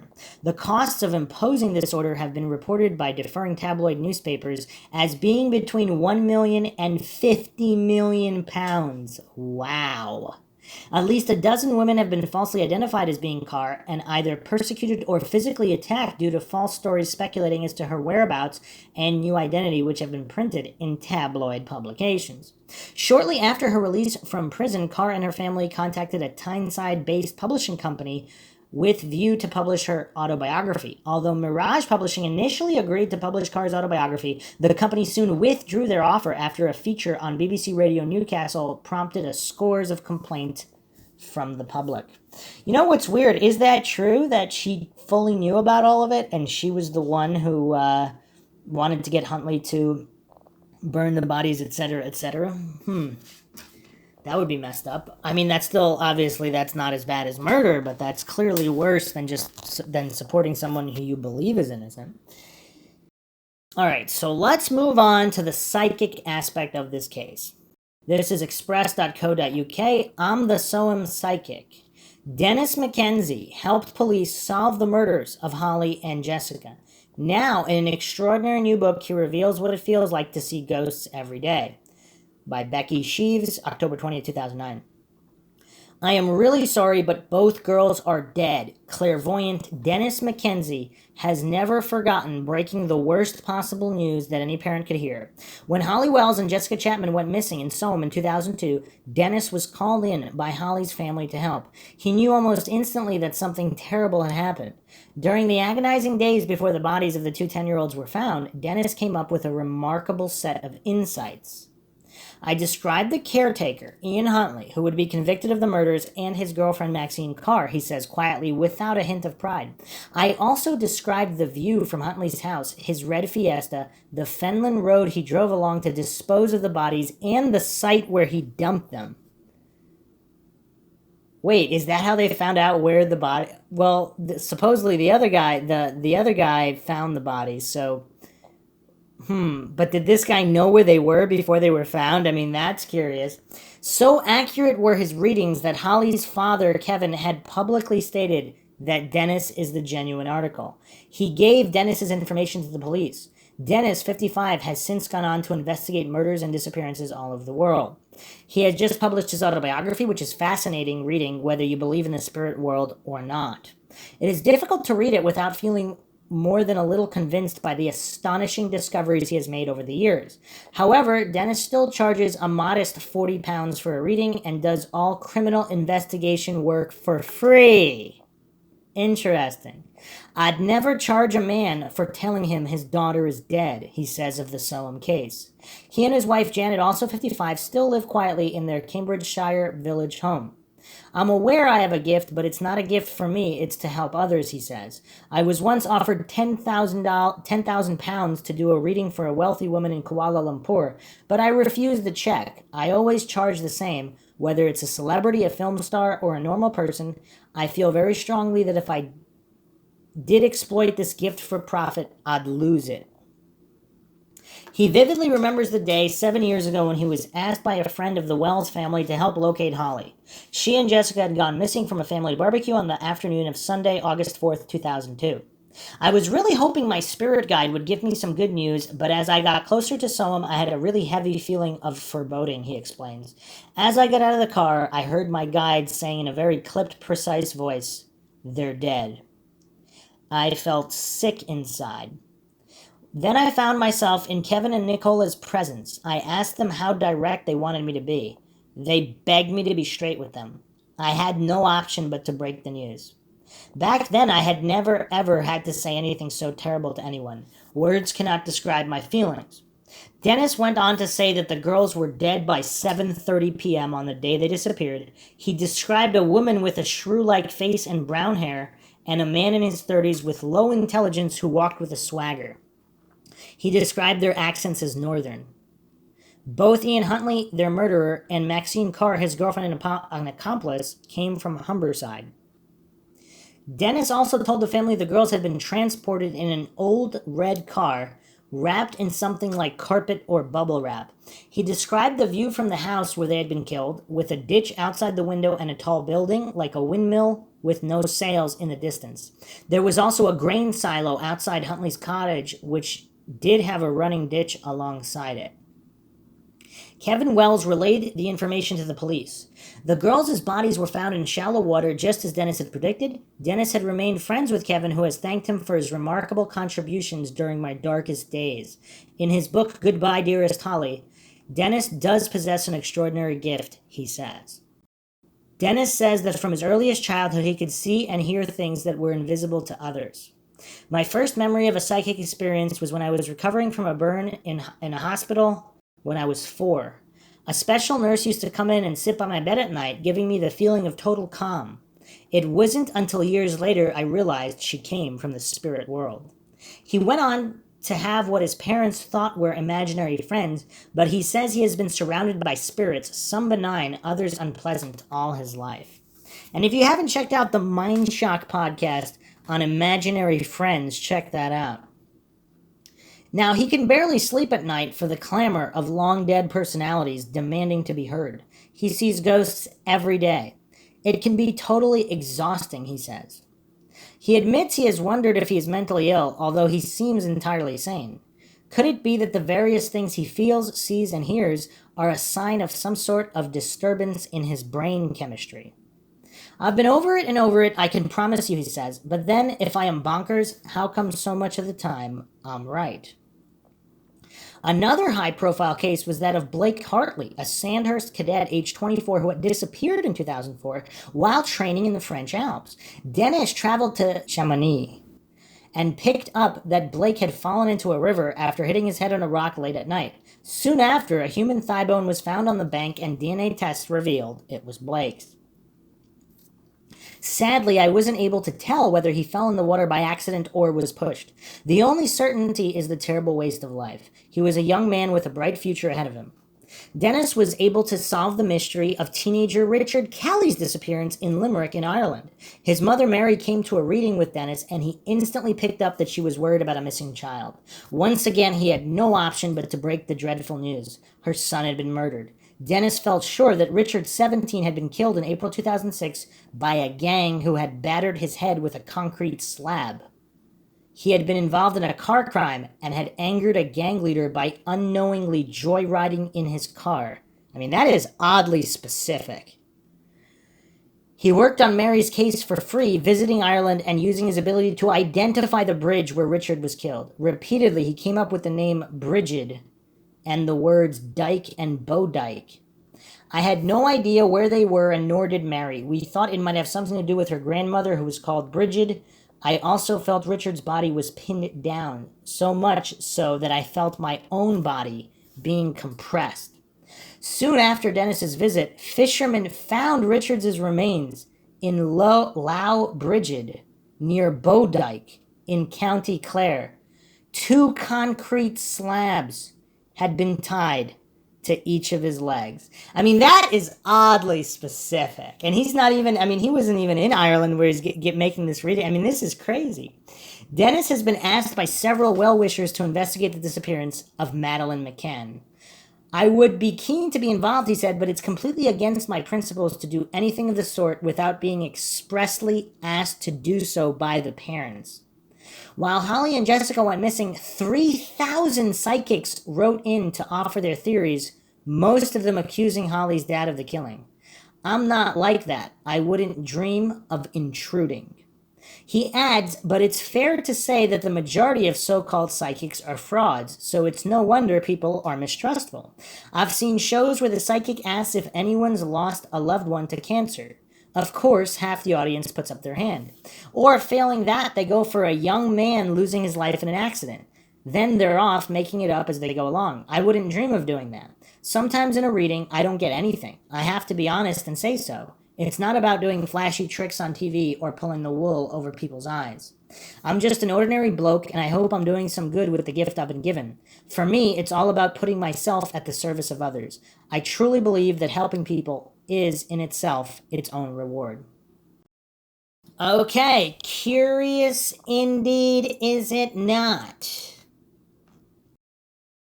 Okay, so let's continue to TonyEwens.com, a so-called skeptic website. We all know what so-called skeptics, those who say they are skeptical, but they're only skeptical of a position that doesn't align with scientism and the cult of authority worship. They're not actually objectively skeptical of all claims from all sides. But anywho, let's look at the skeptic's perspective here on another case, the Jacqueline Poole case. Did a medium identify a murderer? An investigation by Tony Ewens and Adrian Shaw. In the article below, I challenge the notion that a medium, through direct contact with the dead victim, identified a murderer 18 years prior to his conviction. In doing so, I am conscious of the fact that the victim's relatives are still alive and may be distressed by what is essentially unwarranted intrusion. However, the case has been investigated by members of the Society for Psychical Research, who are convinced that this presents strong evidence for post-mortem survival and intend to publish a full report, now published February 2004. I was challenged to provide a more rational account of what happened, and Adrian Shaw and I decided to carry out our own investigation purely as a response to this paranormal claim. In certain instances, I have not identified everyone by name in order to protect people's privacy. And what is or isn't rational is, of course, very subjective. The definition of rational by itself, according to dictionary.com, based on or in accordance with reason or logic. So not necessarily what's true or not true, just what aligns with reason and logic. For example, if you told an uncontacted tribesman in the Amazon that there are devices where you could see anything in the world going on, they might think it's not rational that you can live stream anything from anywhere in the world because it doesn't align with the amount of information they have about logic and reason. So based on the information they have, it wouldn't necessarily be rational. Okay, so continuing on here, background to the case. Friday 11th, February 1983, 25-year-old Jacqueline Poole was sexually assaulted and then murdered by strangulation in the lounge of her flat in Ruislip, West London. Her body was discovered Sunday, February 13th, after her boyfriend's father was concerned that she was not answering the door. The police were called, and after breaking in, discovered her body. A great deal of jewelry had been stolen, with the murder investigation team led by Detective Superintendent Tony Lundy was anxious to recover. This has never been found. The investigation continued for some 15 months, but eventually closed down, the killer having apparently escaped justice.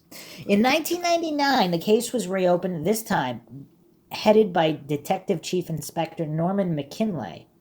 During the 16-year interval, forensic science had advanced considerably, and DNA analysis was now available. Using a new technique known as low copy number, LCN, the police could obtain a DNA profile from very small traces of DNA. Swabs taken at the time of the murder were submitted for analysis, and suspect Anthony James Ruark, nicknamed Pokey, was subsequently identified and charged. The case for supernatural intervention. So here's an article, August 24th, 2001, BBC. DNA catches killer after 18 years. A man who thought he had gotten away with murder for nearly 20 years has finally been jailed for life. The move follows major advances in DNA technology which were used when the case was re-examined in 98. Anthony Ruark, now aged 40, became a prime suspect following the death of his lover, 25-year-old Jacqueline Poole, in February 1983. She was discovered half naked in the living room of her flat in Ruislip, northwest London. She had been sexually assaulted, beaten, and strangled with a bathroom light cord. Despite being deeply suspicious of Ruark's alibis, police were unable to pin the crime on him because of lack of evidence. In 98, Mrs. Poole's clothes were sent away for examination, and semen found on them was matched with Ruark's DNA using a new technique called low copy number. William Boyce, QC prosecuting, told the jury, "It showed Mr. Ruark's body samples were on the deceased. It brings him here to be tried for you for a crime committed 18 years ago." On Friday, Ruark was found guilty of murder and jailed for life at the Old Bailey. Ruark, from Cirencester, Gloucestershire, had denied murdering Mrs. Poole. Jewelry taken. The court heard that she had worn lots of jewelry, including several rings on each finger. Mr. Boyce said much of her jewelry had been taken. The defendant knew she had jewelry. He was her lover for a period. Although he was short of money before the killing, he was found to have more than might have been expected afterwards. Ruark's counsel, Nicholas Price, QC, said he is a man who must have had this on his conscience for 18 years. Judge Kenneth Mackin told Ruark this was a brutal murder of a defenseless woman who had been nothing but kind to you. He commended DCI McKinley and said, but for his re-examination of this case, the matter may not have come to court. The judge said that but for the advances of science, Rourke would not have stood trial. Senior forensic scientist Dr. Jonathan Whitaker said the case shows enormous benefits to the criminal justice system of our new DNA technology combined with a national DNA database. It also shows how useful this can be in old cases where leads have gone cold. With the application of a dose of science and innovation, the investigations can at last bear fruit. Praise for police. People may think they have gotten away with murder for decades, only for science and the law to finally catch up with them. Terry Hunt said Rourke has had 18 years of freedom that he should not have had. But this is finally justice after 18 years of waiting. I have no feelings towards Rourke whatsoever, but I have nothing but praise for the police. She was a loving sister, and we will never forget her. Okay, so back to this so-called skeptics' so-called analysis. The case for supernatural intervention. In an article published in the Police Federation magazine, Tony Batters wrote about an extraordinary aspect of the case that was not revealed at the time. Local medium Christine Holohan contacted the police during the '83 investigation saying she had information regarding the murder. Tony Batters was the police constable who was first on scene when the body was discovered. PC Tony Batters and Detective Constable Andy Smith interviewed Christine Holohan, who was claiming to have been contacted by the spirit of the murdered woman, Jacqueline Poole. After going into a trance, both officers were surprised at the detailed information Holohan provided. She not only described the murder scene, but seemed to know a great deal of personal information about the victim. For example, she mentioned her divorce, that she was suffering from depression, and that she had just been given a prescription by her doctor.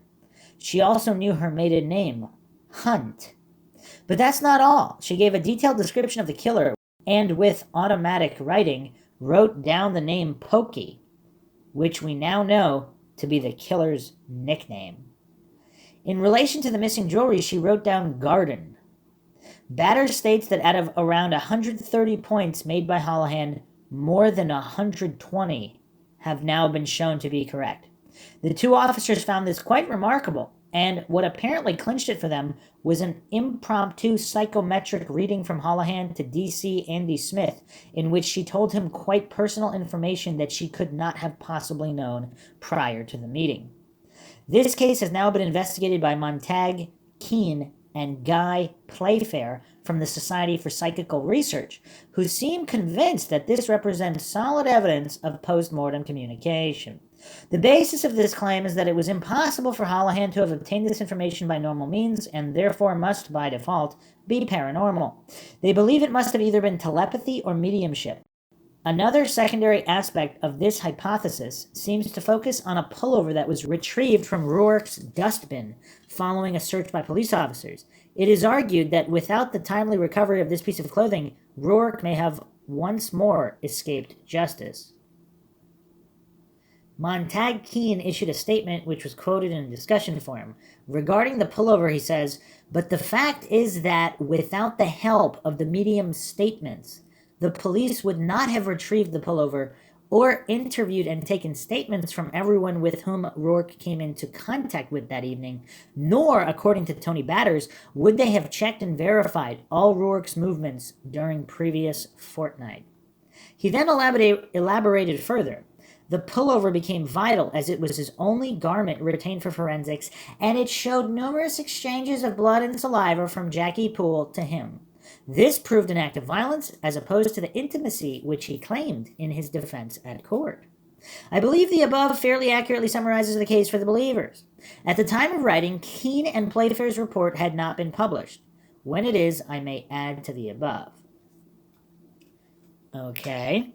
My interest in the case. So this is the so-called skeptic here. I first became interested in this case following an email from Professor Chris French, who was looking for background info about this case. My initial thought was that Holohan had this information passed to her by someone who wanted to alert the police to the identity of Pokey Rourke and yet remain anonymous. There may still be some truth in this, but further investigation shows that there is rather more to it. I should state at this point that there is very little chance of anyone conclusively proving that any particular theory is the correct one. However, the task Adrian and I set ourselves was to discover whether an alternative natural explanation was possible. I began to look further into the case after Montague Keen mentioned it in The Skeptic magazine and had asked somewhat rhetorically for a non-paranormal explanation. I obtained photocopies of the articles published in local newspapers at the time and went over as much of the other info as was readily available on the internet. Following this, my letter was published in The Skeptic, to which Montague Keen responded. It was shortly after this that I was contacted by ASKE member Adrian Shaw, a currently serving police detective, who shared an interest in the case. We decided to work together and pool our info and began by identifying people who had worked on the case in order to seek their help. Tony Batters very kindly supplied me with a copy of his notes, along with how they related to the crime. We exchanged numerous emails. My impression was that Tony Batters, whilst persuaded by the paranormal explanation, was always ready to listen to my arguments and was extremely helpful on a number of occasions. I believe that he and I are essentially agreed about the facts but arrive at different conclusions. His role during the original investigation was largely administrative, but he feels this gave him a good overview of the case, and he was one of the few officers who remained involved throughout. Adrian Shaw spoke to Detective Chief Inspector Norman McKinley, as well as the detective who originally took Rourke in for questioning, and also retrieved the pullover from his dustbin. I managed to contact ex-Detective Superintendent Tony Lundy, who now lives in Spain. Lundy was the officer in charge of the original investigation, and McKinley dealt with the 99 reinvestigation. We did contact other officers who either did not wish to discuss the case or never returned our phone calls. An alternative theory. The argument for the paranormal hypotheses relies on the apparent lack of opportunity for Holohan to have come by her information by normal means. I suggest that if we can show that it was possible for Holohan to provide the info without recourse to mediumship, then, as this is the simpler explanation, it should be regarded as more likely. And he's got an asterisk here. By simpler, I mean in the Occam's razor sense of the word. Plurality should not be posited without necessity. And again, this is a fundamental lack of understanding of Occam's razor by most scientism cultists, because it's only when two equal explanations are presented should the one with the fewest elements be used, the simpler one. That's what this remnant of medieval science states. Now, it depends, how often do we see when two equal explanations are presented? You either have to make the one with fewest assumptions. So if you start assuming that Holohan had all of this information and knew all these people, now if you can prove she did, then that's fine. Obviously, that's very valid. But if you have to assume all these things just to explain away the paranormal, then that is not in accordance with Occam's razor. Even if it's true, it's not in accordance with Occam's razor. Okay, however, it would be true to say that just because something is possible, it doesn't follow that that's what actually happened. So he does seem to understand that, maybe. Before explaining our findings, let me summarize what Adrian and I believe to be the series of events in 1983. Friday the 11th, February 83, Jackie Poole is murdered sometime during the evening, approximately around 9 p.m. Sunday the 13th, body discovered by P.C. Batters following a call from the father of Jacqueline Poole's current boyfriend, who was concerned that she was not answering the door. Monday the 14th, Rourke voluntarily attends the local police station to make a statement, following a police appeal for those who knew her to come forward. This information was supplied by Tony Batters, and this seems to conflict with the account from other people connected to the case. However, I am happy to assume this date is correct for now. Unfortunately, we're dealing with events that took place 20 years ago, and understandably, memories fade. There's no written record of the people that came in to make a statement on what date in the 1980s. I mean, there's records of people making statements back in the Jack the Ripper case in the 1880s. It's kind of weird. Tuesday, February 15th, 83, a local detective sergeant who acts as a pub liaison officer makes inquiries at some of the local pubs. Whilst at the Windmill, it is suggested to him that the person he should speak to is Pokey Rourke. As luck would have it, during the visit, Rourke entered the pub. The detective then put Rourke into a police car and took him in for questioning. Rourke has scratches on his hands, which he later claims was due to coming off his motorcycle. Also on this date, the murder is briefly mentioned on the front page of the Hillingdon Mirror, which describes Jackie Poole as a local divorcee. At this point, I am unsure as to when Rourke was released. During the investigation, Rourke was detained a number of times, but I do not have exact details. Thursday the 17th, 83, Detective Constable Andy Smith and Police Constable Tony Batters visit Holohan and note her information. They are impressed by her knowledge of the case and the fact that she gave accurate information about D.C. Smith during an impromptu psychometry reading. The local paper, the Rue Slip and Northwood Gazette, ran a front-page story about the murder along with Jackie's picture, gives a list of the jewelry taken from her flat.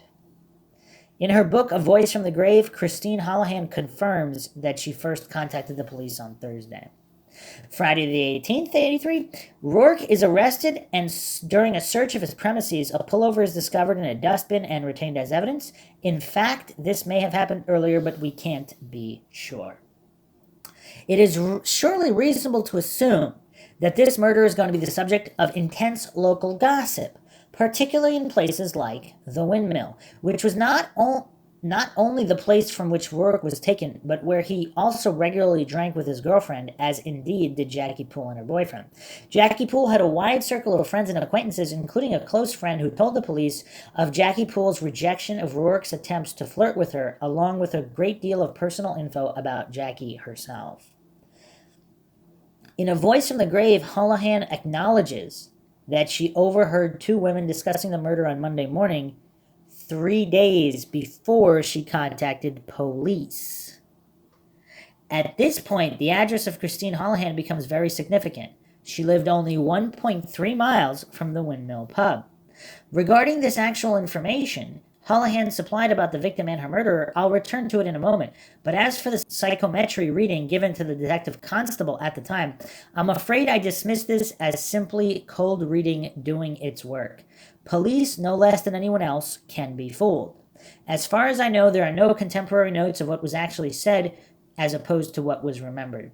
If the info was what I think it was, then I can see why the detective was impressed, but how he interpreted Holohan's words may not be what she had actually intended.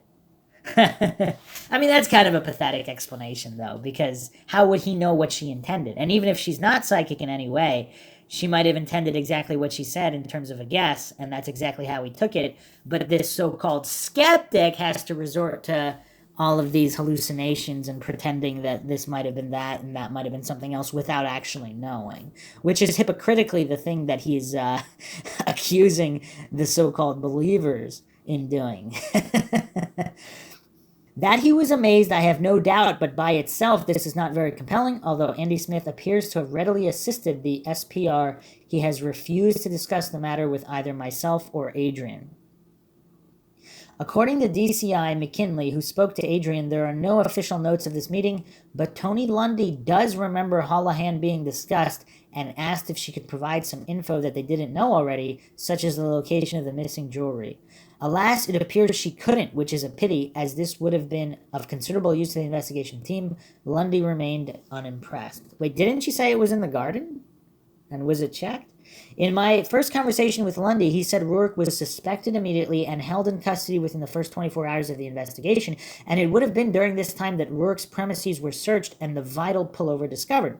At the time, if a suspect was under arrest, no search warrant would be required. This would have been at least 3 days before Holohan was interviewed. The officer who brought Rourke in, but not actually under arrest, also thought this happened within the first 24 hours.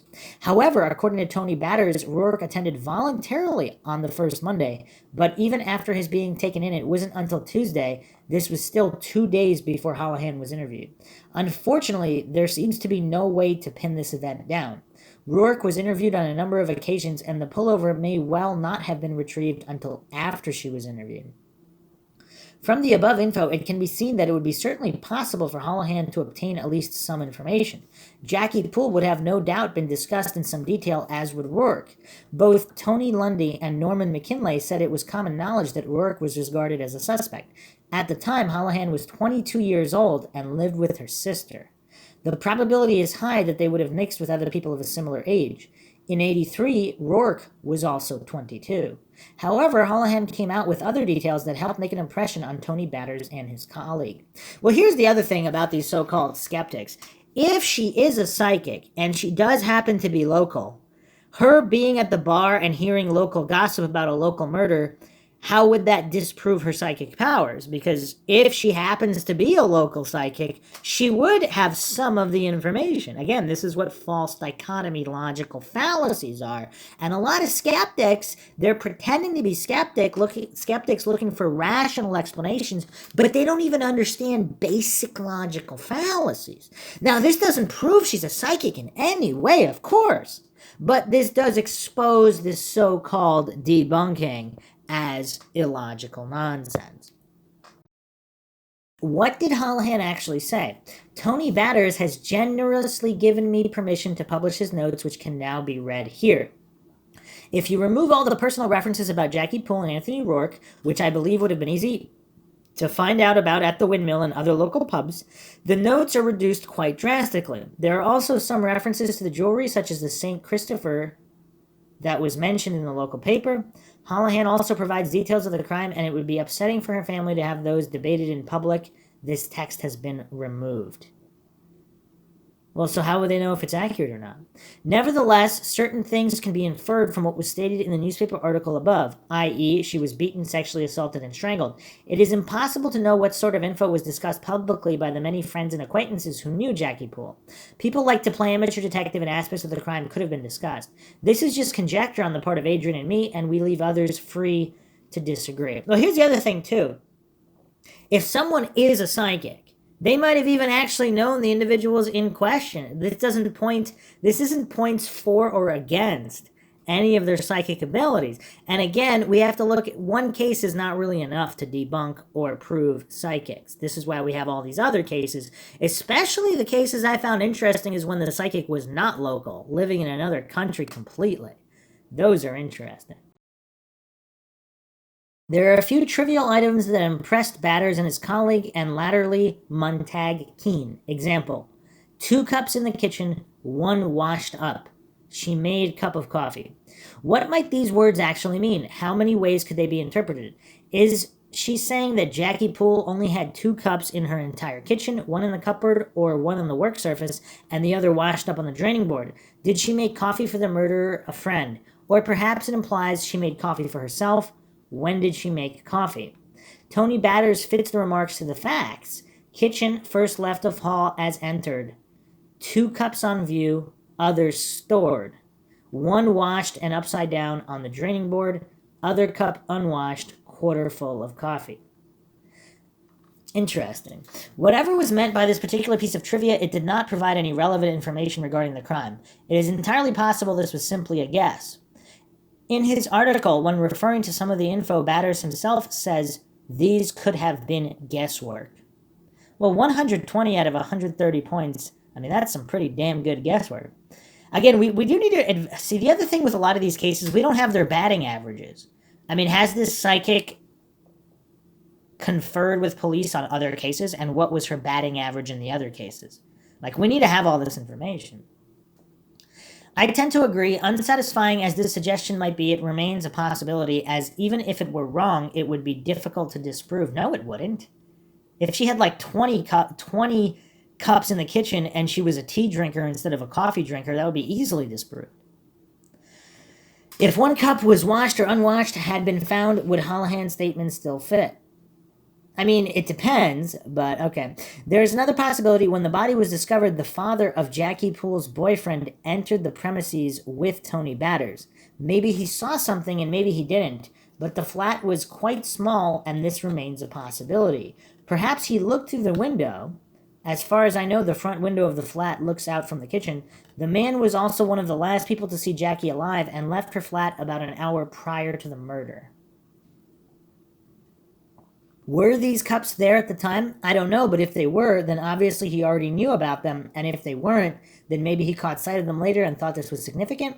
Of course, he didn't just run off and tell Christine Holohan, but perhaps if the cups puzzled him, he may have mentioned it to someone. Who's doing the guesswork now? I mean, this is what's so curious about these skeptics. They don't understand how clueless and illogical they sound. They might be correct about the conclusion that there's no such things as psychics, but the illogical nature in the way they analyze all of these things and the hypocritical nature I mean, they're that clueless, they don't realize how hypocritical and illogical they're being while desperately trying to sound rational, so-called rational. In fairness, I cannot fully explain this away, and neither am I likely to be able to, but if all the other details have been removed, would the police have been so impressed with that information that was left? Personally, I doubt it. And he doesn't even know what the other details were because it was removed from the text.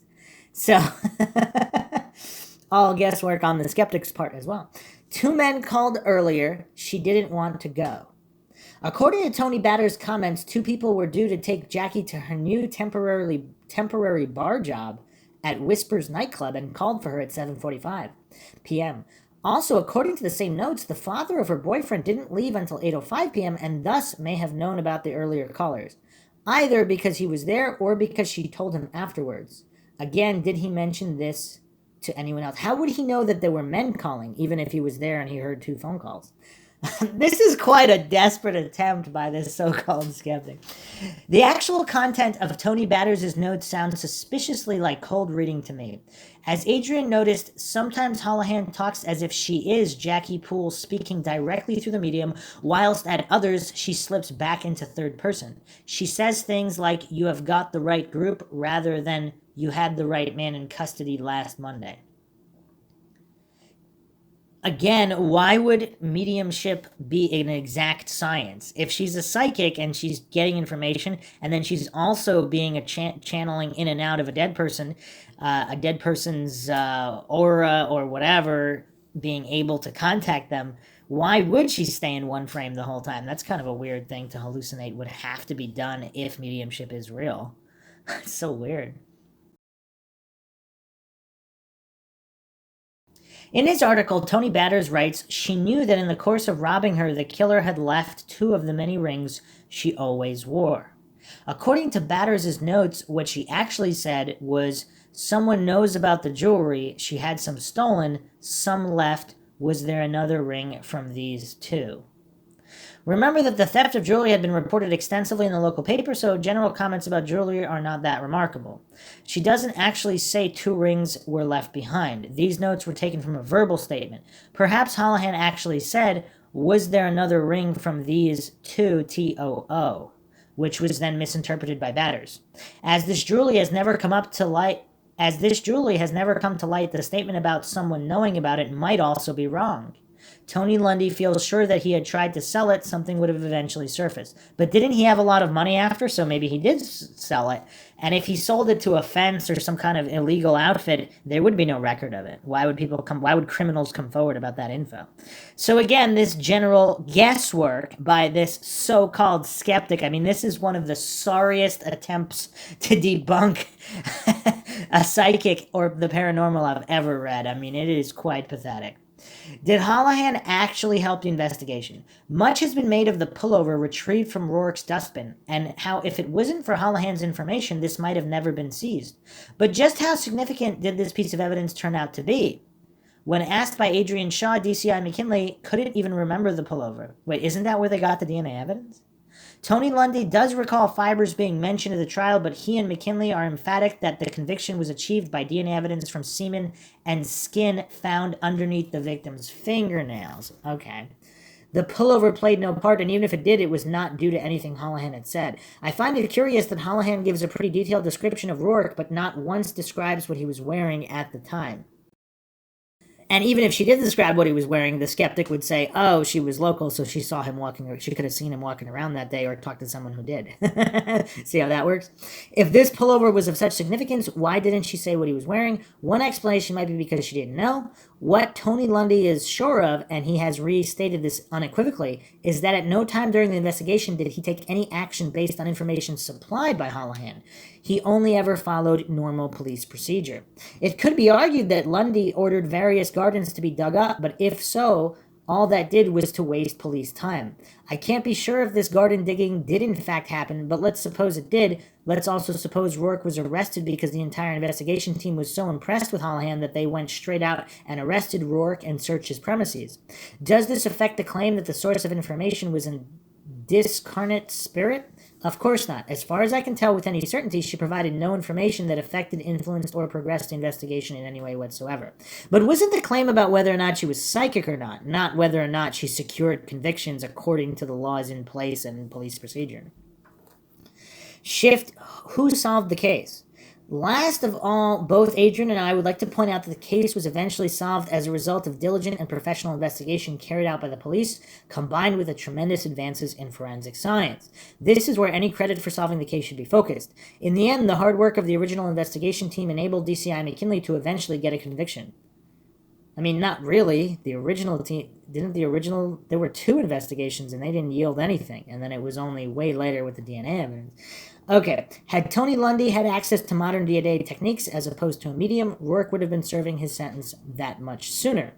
And if he had access to both, perhaps even sooner than that. Summary, let's look once again at Holohan's information. Anthony Rourke was already ID'd as a major suspect at least 2 days before Holohan wrote down his nickname, Pokey. Well, also, was his nickname made public? Because this doesn't... That's not clear here. According to both McKinley and Lundy, it was common knowledge that he was a suspect, and apart from his arrest, he had been seen hanging around both Jackie Poole's flat and her place of work. Holohan only lived about 3 miles from the murder scene and less than 1.5 miles from the Windmill Pub. It would be entirely possible to discover much of the information from local gossip. Due to a similarity in their age, it is quite likely they moved in similar social circles. Not everybody who's 22 moves in similar circles. Wow, I mean, this is really pathetic guesswork. It may have been that Holohan knew something about either Rourke or Poole long before the murder had taken place. And even if she did, if she's a psychic, that wouldn't make her not psychic just because she knew the individuals. We cannot even be certain that a close friend or even Jackie Poole herself had not consulted Holohan in her capacity as a psychic.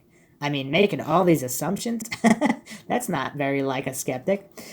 In Lundy's final report, he wrote that, of all the people interviewed, Rourke was still the most likely person to have committed the murder. On appeal, there still remain questions that need to be answered, and if you can provide any info about the case, then Adrian and I would be very pleased to hear about it. Okay, so, yeah, this is...